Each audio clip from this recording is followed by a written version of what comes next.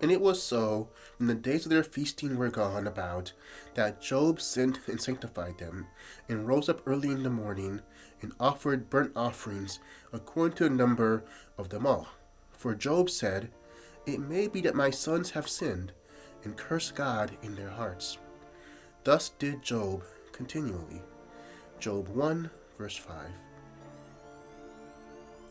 Job's 7 sons and 3 daughters were living it up. Their father was prosperous, and they were apparently sharing the family wealth. The sons took up turns putting on these big parties for the clan, and included their sisters. They were living lives of carefree luxury. Job was a man of great spiritual sensitivity. He was perfect and upright, and one that feared God and eschewed evil. To him, the cheerful celebrations of his children were fraught with danger. He feared that they might lose their respect for God. What did he do? After their party season was over, he held a religious service. After the manner of his time, he offered burnt offerings for each of these children, calling upon God to make them all that they ought to be. This he did not just once, but continually. Job was not the only father who was concerned about his children. From the vantage point of experience, fathers can detect dangers and activities that may appear harmless and even pleasant to their children. They can also detect the superficiality that goes with immaturity.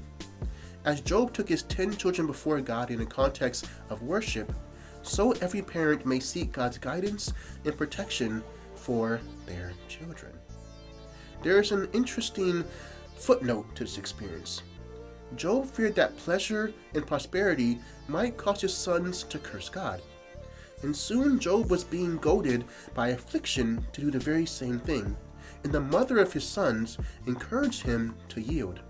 But the man who had prayed for the spiritual stability of his sons himself was able to stand firm.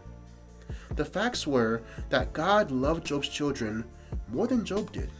Job's prayers in their behalf were not desperate gestures of a father in panic.